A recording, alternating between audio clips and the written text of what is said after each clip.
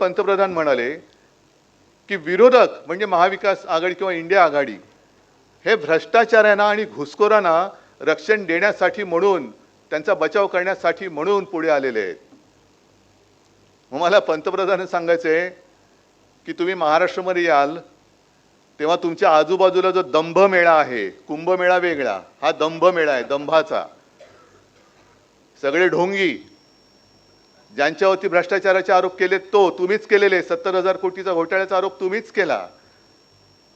तिकडे आदर्श घोटाळ्याचा आरोप सुद्धा मोदीजींनीच केला आणि दुसऱ्या दिवशी अशोक चव्हाण बाजूला. मग कोण कोणाला रक्षण करते? आणि घुसखोरांना म्हणजे कोणाला नक्की करताय तुम्ही? आमच्या हातामध्ये आम्ही कोणाला काही घुसखोरांना ठेवतोय घरात? अहो, शेख हसीनाला तुम्ही आश्रय दिलेला, आम्ही नाही दिलेला. म्हणजे बांगलादेशाने विरोध करताय आणि त्यांच्या तिकडनं पळून आलेल्या पंतप्रधानांना तुम्ही आश्रय देताय आणि आम्हाला सांगताय की घुसखोरांचं रक्षण तुम्ही करताय म्हणून.